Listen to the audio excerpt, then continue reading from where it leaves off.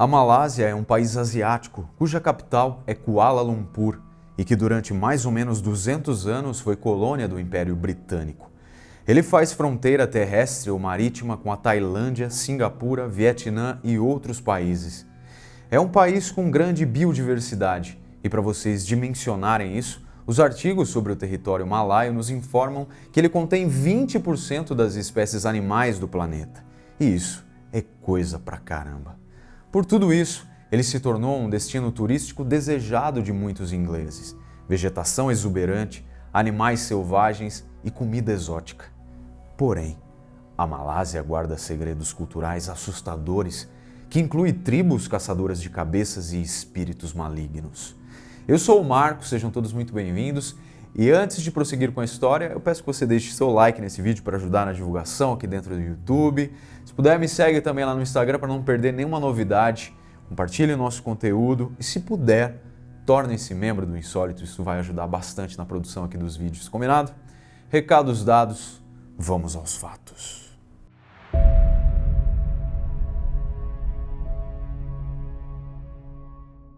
O relato de hoje é sobre o caso do desaparecimento de Nora Annie Coyne, uma turista inglesa que foi visitar a Malásia, mas infelizmente não retornou para o seu país. Isso é, não retornou viva. A família de Nora Coyne, de 15 anos, saiu de férias em um voo noturno partindo de Londres, onde morava, com destino a Kuala Lumpur, na Malásia, no dia 3 de agosto de 2019. Ela viajava com seus pais. Sebastian, o pai, é francês e Meab, a mãe, é irlandesa. E junto estavam sua irmã e seu irmão, mais novos do que ela. E galera, uma informação necessária para analisarmos tudo o que aconteceu é que Nora era portadora de holoprosencefalia, HPE, que é uma malformação cerebral complexa que ocasiona anomalias neurológicas de gravidade variável. No caso dela, a chamada idade mental era de 6 anos, com dificuldades de comunicação e locomoção. Nora era então totalmente dependente de sua família e até para caminhar necessitava de algum auxílio. A família se registrou às 7 horas da manhã no exclusivo Eco Resort Dusun, distante 73 quilômetros da capital malaia de Kuala Lumpur. Este extraordinário resort tem 7 bangalôs autônomos e foi em um deles que a família se hospedou. E logo na primeira noite, enquanto o casal dormiu em um quarto e os 3 filhos dormiam juntos em outro quarto, do piso superior da casa foi que a garota sumiu. Na manhã do dia seguinte, 4 de agosto, às 8h30, Sebastian descobriu que a filha estava desaparecida da casa e rapidamente ele notificou o resort e as autoridades. De maneira bem simplista, a polícia inicialmente desenvolveu a teoria de que Nora tinha aberto uma janela da sala, no piso inferior de onde ela estava dormindo, e que ela saiu entrando na selva, onde teria se perdido. Isso tudo a partir de uma janela encontrada meio aberta e sem sinais de arrombamento no imóvel. E antes que vocês perguntem, já que são ótimos investigadores, não. Infelizmente não havia câmeras de circuito fechado de TV no Dusun Resort, além da área de recepção. Também podemos afirmar que não existiam barreiras de segurança, como guardas ou portões trancados que impedissem o eventual acesso de estranhos ao resort. Uma grande operação de busca ocorreu a partir do dia 4 de agosto, composta por pessoas de várias agências oficiais, incluindo a polícia, cães rastreadores, corpo de bombeiros e defesa civil. Bem como é comum acontecer nesses casos, estiveram envolvidos voluntários civis que tinham muito conhecimento da área do entorno do resort. Até mesmo o 4º Batalhão do Pelotão da Força de Operações Gerais, o PGA, também foi destinado à operação de busca e resgate, onde foram utilizados drones e helicópteros equipados de câmeras com sensores de calor. Visto que a menina possuía necessidades especiais, no 4º dia do seu desaparecimento, e ainda sem nenhuma pista, 206 pessoas realizavam as buscas continuamente. Alguns dos policiais envolvidos nas buscas passaram a utilizar uma gravação da voz da mãe da garota chamando Nora, Nora, querida, mamãe está aqui. Por meio de alto-falantes, ao mesmo tempo, cães treinados para encontrar cadáveres também foram utilizados na procura realizada dentro da selva. A quantidade de pessoas envolvidas nas buscas aumentou a cada dia, sabendo-se que as chances de sobrevivência dela estavam diminuindo. A Polícia Real e 23 homens da equipe de elite do Exército também se envolveram no trabalho. Dessa maneira, foram colocados à disposição os melhores profissionais e os equipamentos mais sofisticados. No 7º dia do desaparecimento, a família veio a público e expressou o seu sincero agradecimento pelo empenho de todos. Muitos voluntários de fé islâmica se mantiveram ativos nas procuras, apesar de que, em 10 de agosto de 2019, ser feriado religioso a ser respeitado. Também houve a participação de muitas pessoas da comunidade Orang Asli, que é uma população indígena descendentes dos habitantes mais antigos da península da Malásia.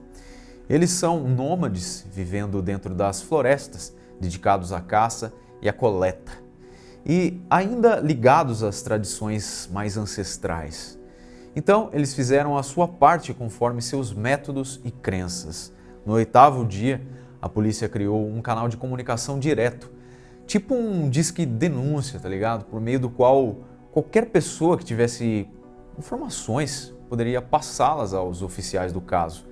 E alpinistas voluntários também se juntaram ao grupo, ainda que tudo indicasse a impossibilidade de Nora conseguir acessar as regiões mais elevadas das montanhas próximas.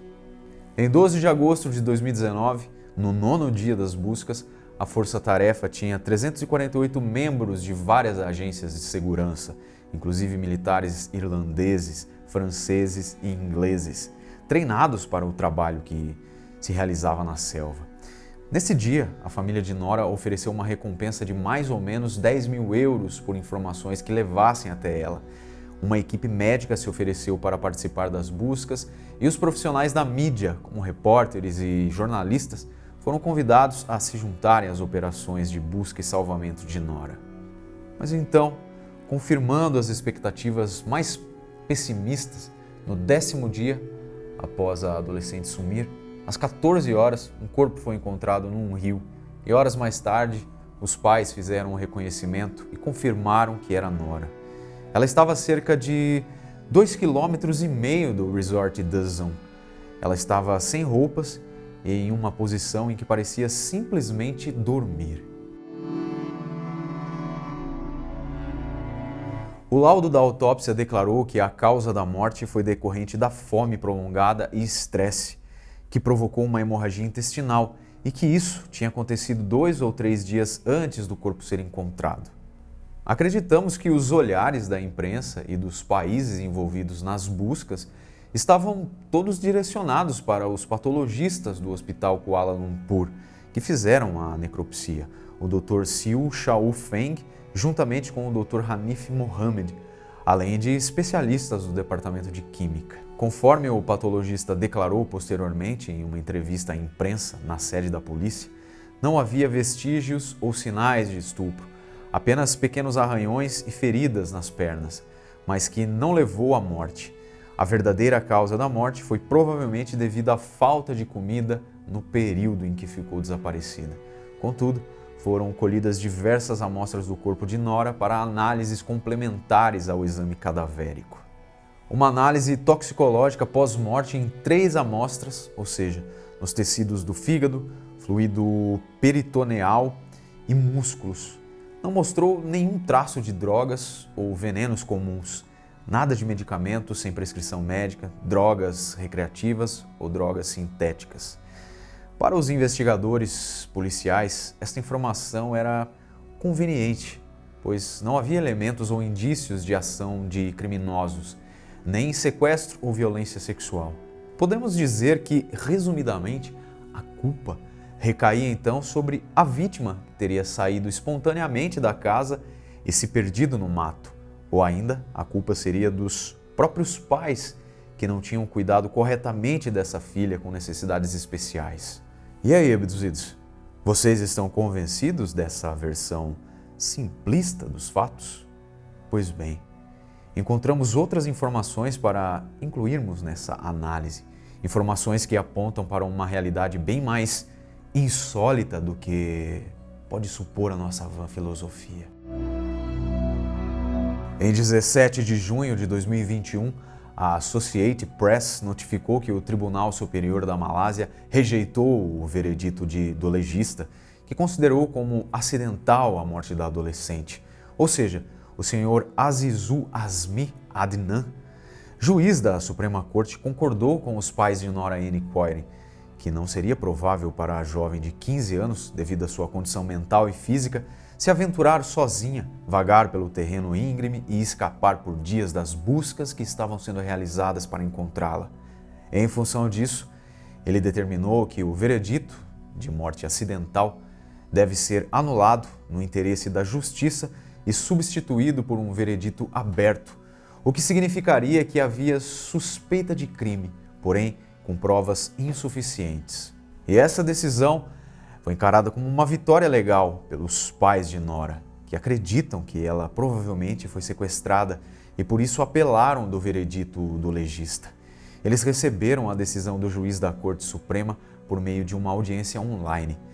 Ainda sentimos que as circunstâncias em torno da morte de Nora são suspeitas, disseram os pais.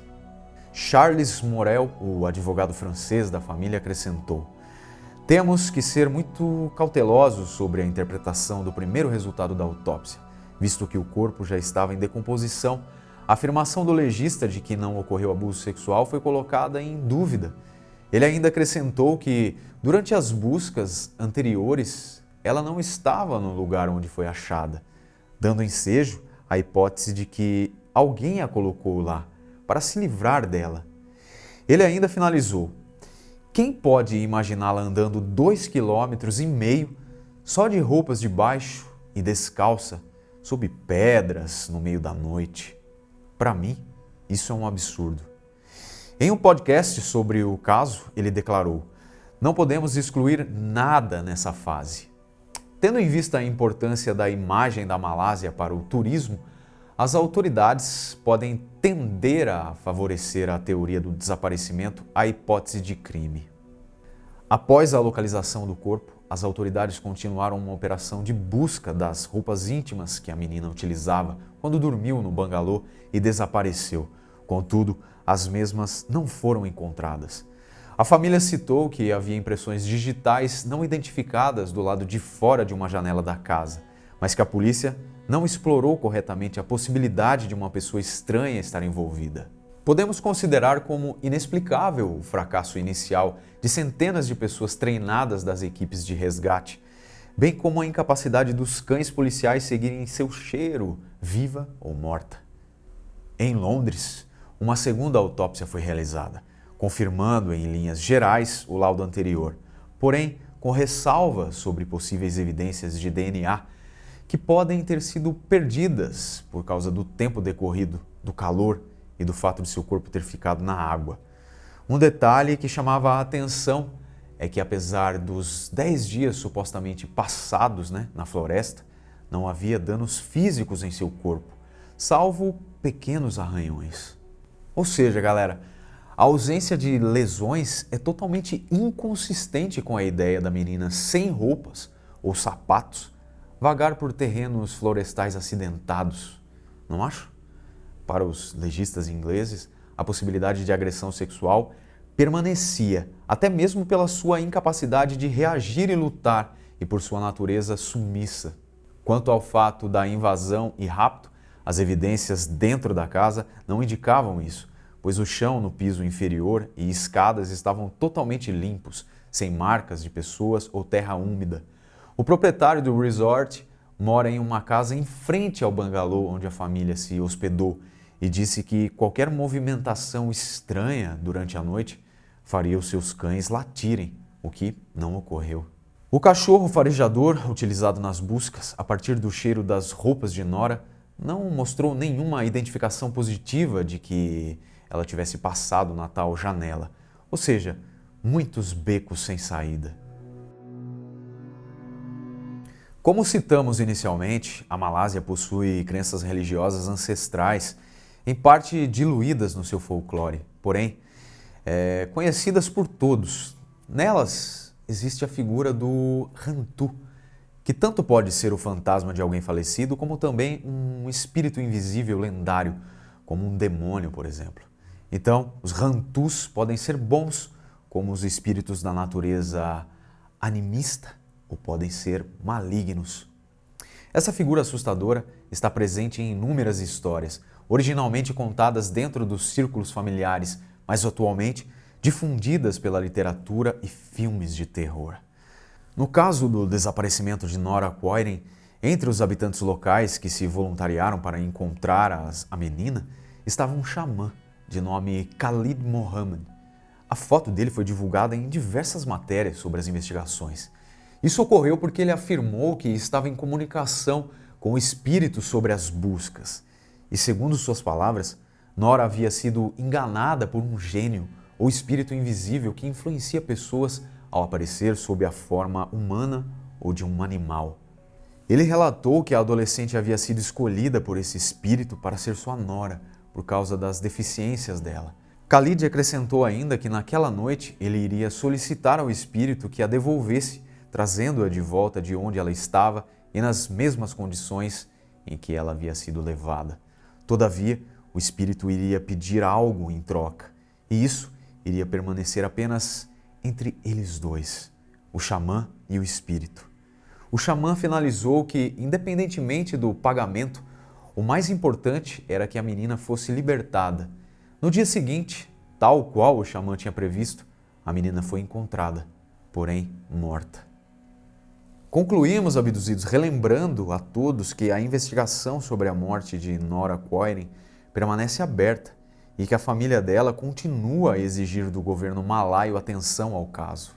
E para aqueles que ficaram intrigados com os acontecimentos insólitos que envolveram o sumiço e retorno da adolescente, cabe-nos dizer que ela foi apenas mais uma na lista dos desaparecimentos sobrenaturais ocorridos na Malásia. Mas e você, como bom investigador, o que acha que aconteceu? Coisa de filme, não é?